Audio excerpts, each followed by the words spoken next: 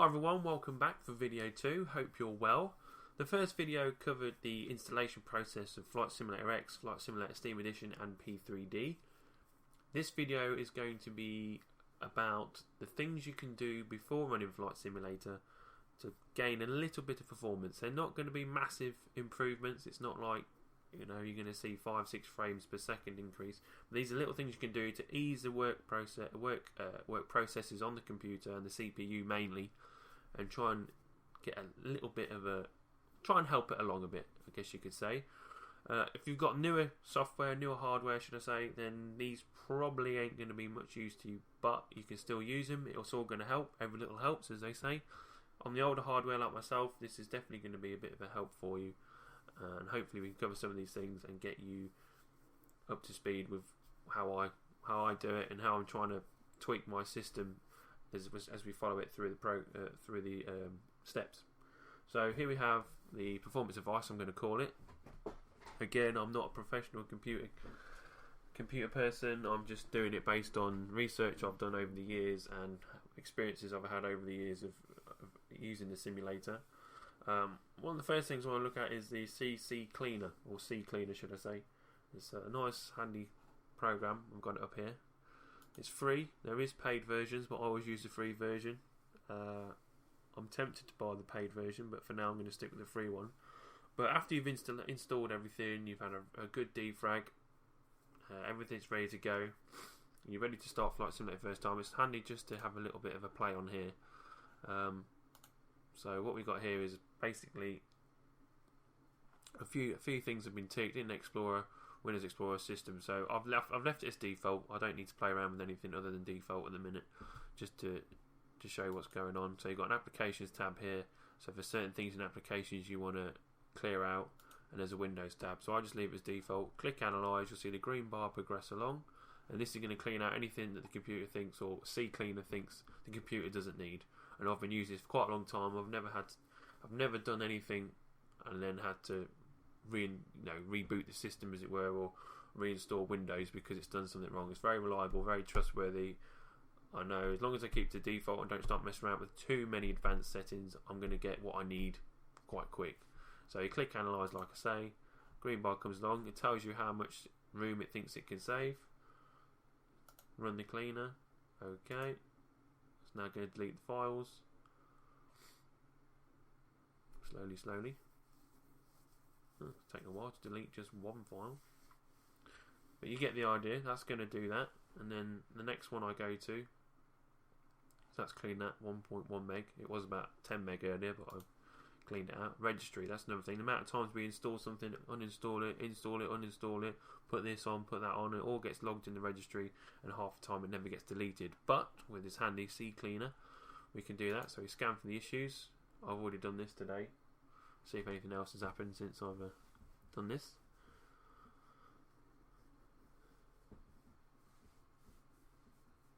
Again, I've just kept it all ticked as default. No issues were found. If you had issues, again, you can go fix selected issues. It'll ask you if you want to back up. I normally say no, and then it'll clean it all out. And you'll have a clean slate. Tools. There's a few tools on here. If you want to uninstall anything from inside this program, you can. Startup. This is quite a handy tool. Forgive my computer, it is a bit slow. Startup. So I'm going to look at this in another way later on in the video, but this is a good way of doing it, an easy way of doing it. Basically, this is everything the computer boots up as soon as you turn it on. So as soon as it's loaded the Windows screen, you logged into desktop, this is everything it's trying to load. So you'd want to try and minimize as much as you can. So things with C Cleaner, it does come with a live monitoring service, but I'll deactivate that once I know. If I'm going to use FSX, I'll deactivate it that way. If I'm just using it for work or browsing the internet, I just leave it running because it's not too much of a hassle. Chrome launcher, I normally get rid of this. Disable. So that shouldn't work now on startup, so that's disabled. So if you want to disable something, right click on it, disable, or enable if you want to re-enable it. But you basically just want the core features. Internet Explorer again, I don't really use. Firefox don't use. Google Chrome. There's a few things in Google Chrome that I need to deactivate within Google Chrome. I can't do it from outside here, so I have to do that in there.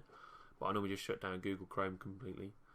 Schedule tasks. Again, just click on the tabs and then see what you want to play with, what you want to deactivate. These are things that start up or everything is going to be loaded. So that can be disabled. That can be disabled because I don't use them anymore.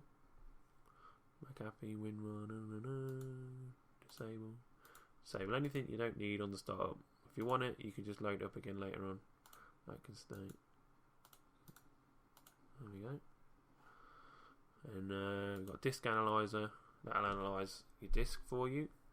See what's on there. If there's a duplicate finder.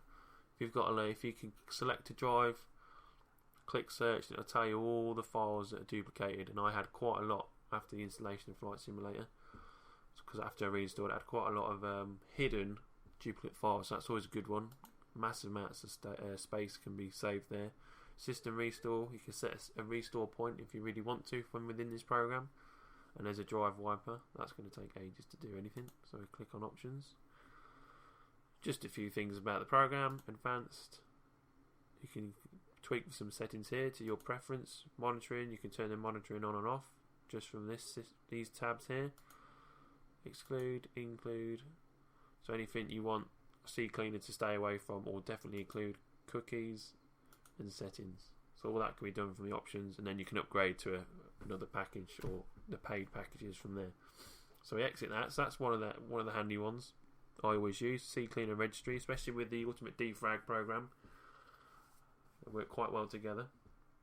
So we come out of there. So next one's a task manager.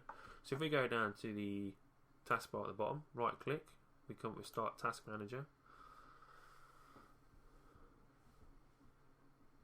Eventually, here we go. So let's open this up so we got it nice and big. Show processes from all users, so we know we've got everything that's on the computer is shown before us. You can see why I struggle now, this slow computer. Well, let's back over here again, let's go back a bit. Right, okay, so these are all the processes that are being run on the computer right now, and you can see how much memory they're taking up. Now a lot of them will leave, a lot of them we won't play with at all. The NVIDIA stuff I leave, but if there's anything in here, and I will give you a link to something in the description that will help you choose how to get this sorted out so you don't have to keep going in there. There'll be certain things you need to go in and clear off before you start FSX if you've opened a program quickly, or you've done some flight planning. So if you had a web browser open, you've had some programs open, you want to make sure they're completely dead before you go into Flight Simulator, you can come in here and do it. But there's a link I can give you that will sort out the startup issues, so the processes are sorting themselves out, so you've got less work to do. CCleaner here, that's still going on in the background. So if I end process there, end process, simple as that. Done. So that should disappear now. We've got a lot of NVIDIA stuff here. Hypercam I'm running. We've got my internet security. A good one is always if you've got a Windows 10 icon in the bottom right hand corner, but you obviously don't want Windows 10, it should become appear as GWX. So if you've got GWX.exe in here, that's the way to get rid of the Windows 10 logo in the bottom right hand corner of your taskbar. So anything in here that you're not too sure of, or you know definitely don't want, iTunes normally pumps a load of stuff in here. Adobe normally has its updates programs running in the background. So anything you know you can delete. Anything you're not sure of, don't. Most of the stuff is for the computer to work nice and healthily. Anything else, you're going to recognise it. If you think, oh, I don't need that, you're going to recognise it. It'll stand out to you as you go through the list. So especially the iTunes stuff, etc.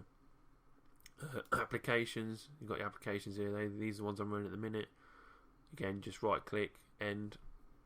Performance, this is a good way of measuring your performance. If you've got a dual monitor especially, you can have one monitor running your Flight Simulator. You can drag this over to your other monitor and you can run it in real time, see what's going on. That's what my computer's up to at the minute. And then there's a resource monitor down here, and it lets you, when you're in FSX, you can select one of these programs and it will give you the information for that program. You see FSX is quite power hungry. When you run FSX and you've got this on the running in real time, you do notice how much FSX does take. So that's another way of monitoring your system, seeing what's going on, how everything's working. Maybe you're pushing the boundaries too much. So free space, they've got no free space apparently. Standby space is taking up quite a lot. In use, almost 2 gig, as you can be seen. I said over 2 gig, so that's using quite a lot. And standby, 3 gig in standby. That's not nice. Anyway, that's another way you can just monitor your system, see what's going on, and when you're tweaking, you can come back to that and say, well, has that done that? Has that changed that? It's another marker to measure yourself up against when you are tweaking. So that's Task Manager. Background apps, we've covered that. That's all part of your Task Manager and services. Again, I'll put a link in the description to make that process a bit easier for you when you closing stuff. MS Config. So if we go to Start, this is similar to what we did in CCleaner, but if you haven't got CCleaner and you have another program, you can go to you can type MS Config in the Start menu here. Click on it, and it should come up with a similar layout to what CCleaner had. So you got General, Boot, so everything to boot. That's what's going to boot. You don't need to touch that one. Services. So all these you can play with. So that's stopped. A lot of these you can enable, disable from within here. Click, you tick what you don't want. But startup is the main one. So Java, I don't want Java. CCleaner, I don't need. Well, I do use that, but I can close it within processes. Obviously, the internet security, sound, and graphics. Apply. Okay. Now it tells you restart. Exit without restarting. So that's another way of doing what was done in CCleaner. But if you haven't got CCleaner, you can do it from Microsoft Windows. So next one is the desktop performance. Again, it's probably not going to be a massive deal to a lot of you, but it can be helpful if you do need the extra performance. Minimal, but you will probably notice a difference when loading. So control panel, you want system and security, click on system, then you go to advanced system settings, and then we go to performance settings. Click on, you want to click it. This might be adjusted or selected as a default one if you've not played with it already. Some of you might have played with it already. Click on excuse me, click on custom, and then basically just tick the ones I've ticked, and that'll give you a nice smooth appearance on the desktop, so you don't feel like you're behind the times back in Windows DOS or something, or Windows 95. Give you a nice smooth performance, but take a lot of the stuff away that's just taking a bit too much power from the CPU when you want to be running FSX. So you can make a note of these settings. Again, I'll send a link to this in the description. Okay, so that's another thing we can do just to help us along. Now let's take a look at the UI automation. This should be core. Let me just type that in so we're clear on what we're doing. UI automation core.dll. Now this is a file that you put into your FSX CFG, which actually helped a menu error on the original release. When you used to go through the menus, the Flight Simulator used to freeze quite regularly. So this probably isn't going to be too much trouble in the later systems like your P3D or FSX Steam. But if you're originally running the original, this is supposed to solve a few errors, and was actually recommended by Microsoft themselves, I believe, as well as many other gurus. So let's put this in. This goes in your Flight Simulator file, wherever you store it. So for me it'll be E, Microsoft Flight Simulator, and then if you literally just download it off the internet, there'll be a link which I'll post, and you just post it straight into your Microsoft Flight Simulator file here.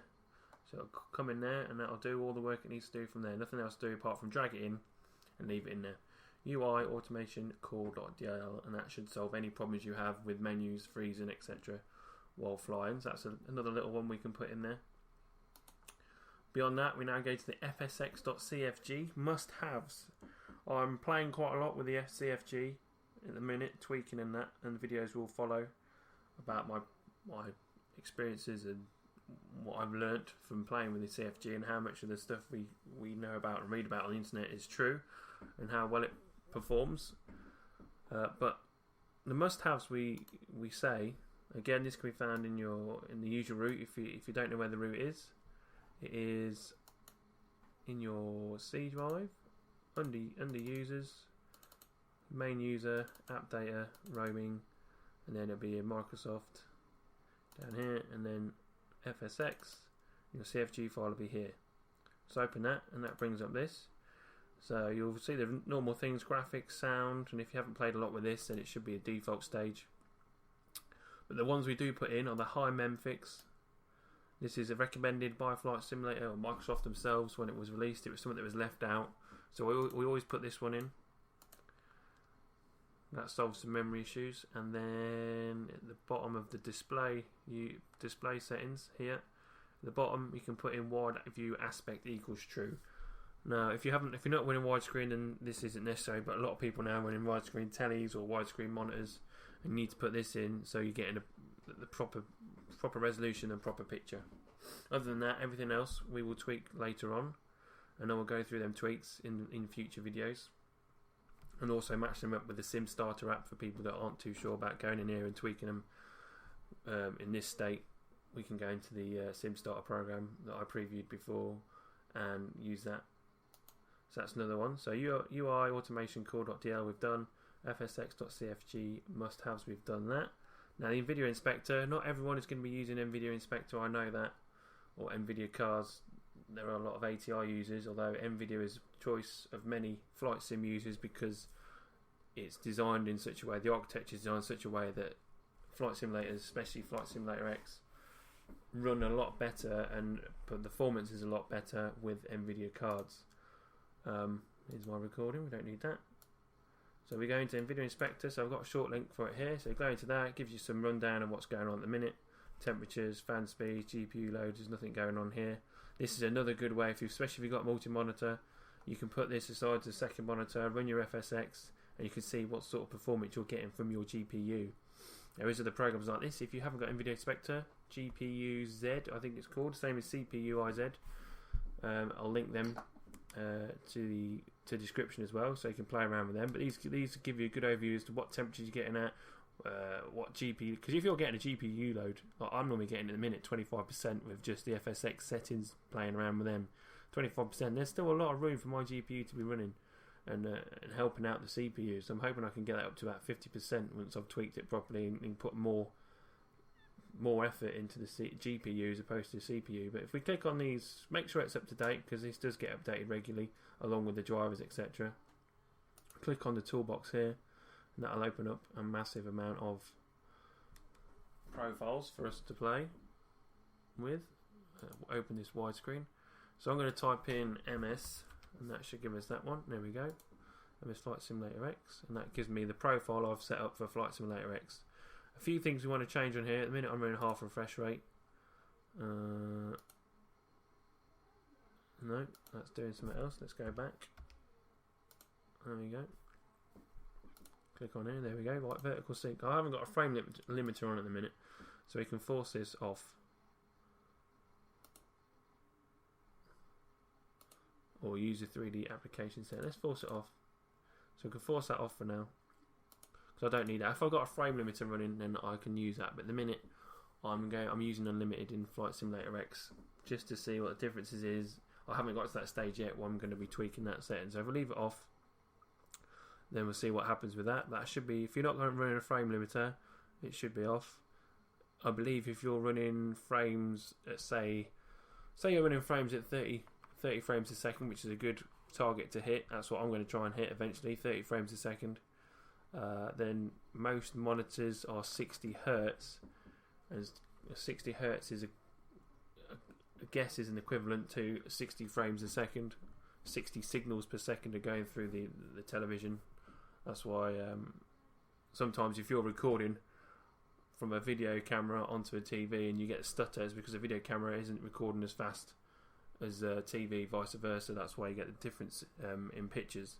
So if you've got a monitor, most of them are running 60 Hertz. A lot of them now do 144 Hertz. But if you're running 60 Hertz and you want 30 frames per second on your actual application, then you're going to hit half refresh rate like I had it originally. But for now I'm running unlimited, so I'm not trying to control anything that way. So I'm going to force it off or just use it as a 3D. Let's use it as a 3D application setting for now. Let FSX do that. Anti-aliasing behavior flags none. We want the anti-aliasing mode, override any application setting. So this is going to let me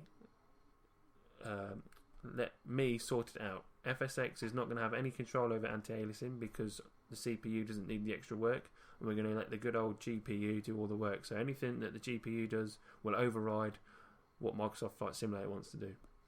So that helps with having that on none. Then we have override here.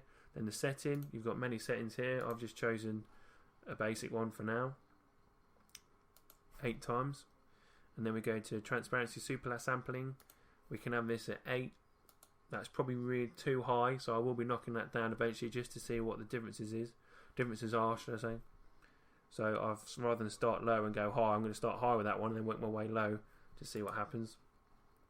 More information will be given on NVIDIA Inspector as I go through and tweak it along with the CFG. And then anisotropic filtering mode, user defined, and I've got 16 times on there. Again, that's the highest, so I might bring that down a bit more depending on what my results are. Texture filtering, negative LOD bias, I've got on clamp, so I'll leave that as it is. And high quality for texture filtering. I want high quality as opposed to performance. But again, it's preferences and whatever you want to tweak and how you get on with your tweaking. But I've got it. These are what I'm basing it off, and I'll tweak these as I go. So this is my base setup, I guess you could say, for NVIDIA Inspector. That's how I've got it set up. Single display performance and prefer maximum performance on my power management mode. So you can copy them settings if you wish as a basic, and then when you start tweaking, you can change them around. Remember, change one and then tweak it, as you'll see in the next video, and measure results properly. So you can apply the changes, and then we can come out of that. So every time we load Microsoft Flight Simulator X or whatever program you decide, there's many profiles for many games, as you can see there, many simulators as well. So we'll come out of there, that's done. And then what I'm going to do is I'm going to go back into the Task Manager while I remember. So we go to Start Task Manager, and there is a myth, I guess you could say, in the CFG called Affinity Mask. Now, some people believe this works, some people believe it doesn't work, and it's not necessary. I've yet to discover that because I haven't got that far into tweaking yet, but it will be something I address in the future. But if you are using show presses as more users, yes, we'll do that again. If you are using Flight Simulator X or whatever simulator you use, and you want to aid the performance without going into CFG, and you don't want to use the Affinity Mask, there is a way around it, and some would say is a better way around it. Excuse me. So what we can do is say let's use Hypercam. I'm using Hypercam at the minute. Let's say Hypercam is your FSX executable file, so it's running. You can set the priority. So set the priority to high, and set the affinity, and then we can set the affinity for Flight Simulator X onto CPU 0 or CPU 1. Because I know this is 4-core, but it's showing all 8 as a hyperthread. So it's actually there's only 4 cores, but because it's hyperthreading is enabled, it's showing it as 8 cores. But you can put FSX onto one of these cores and you can deselect all these and put it on core 0 or core 1 and let Flight Simulator run on them two. So you can select them two, let Flight Simulator run on M2, deselect everything else, and then what you can do, say like you've got your weather system open, you've got your blind's gone blank, you've got any utilities you use, vPilot, PF, your TopCat, etc. Any software you use in the background that you don't want to be loaded onto the same CPU or same core as Flight Simulator, you can just go in, click one of these ones for instance, set affinity, so whatever Flight Simulator is, which will be 0 and 1, we'll deselect them and we'll put everything onto CPU 7. So all your extras you can put to CPU 7, any like your vPilot or your utility programs that run alongside Flight Simulator, which I know a lot of us use, you can put on a separate core. And if you disable hyperthreading, or you haven't got hyperthreading and you've just got the 4 cores or 3 core, 2 cores, then just put them on the other, whatever one FSX is not using or your simulator is not using, load them all up onto another one. So you're freeing that space up. So that's okay. So that's one way you can do it. You can just you can organise it this way. So like we said before, delete anything you're not using. Then you can go into a program, set priority, put it high, so it means it puts more emphasis on that process. And then you can set the affinity for all your programs. It is a bit, I guess you could say, tedious. You know, people say, "Oh, I don't want to have to do all that when I'm loading up." But a lot of people are starting to believe that this is the better way to do it. over the affinity mask, and I will be checking that out. But for now, you can say I set affinity for the programs, put all of them on one processor, leave Flight Simulator on another core, job done. See if it will help, because it's not everything is going to be running off that same CPU. So that's one way around it. And that is pretty much the main things we can do for Flight Simulator when we are running it, before we do run it, just to give it that little bit of help. I will be going further into detail on some of these as I go through the tweaking processes, but hopefully that's a little bit you can play with and try yourself, just to see if it makes any changes. I'll be interested to know if it does make any changes. Leave some comments if you do something you think, well, that actually helped quite a lot. Because it'd be interesting for me to see if people are, use these and if it works for you. Because everything's very system specific. Something that works on my computer might not work on your computer, especially if you've got a newer computer. You might not notice any change at all. But if you try any of these and something changes, then let me know. I'll be really interested to know what you've done and how much improvement, or maybe it's not done any improvement, it's actually made it worse. So yeah, let me know. Because I'll be very interested, and I can incorporate the stuff you tell me into further videos to say, well, some things work, some things don't work, and then we can find a way of a nice tweaking process that everyone can use and hopefully get a better performance. So hopefully that's been helpful to you. As always, thanks for watching. All the information will be in the description, and I look forward to seeing you in part 3.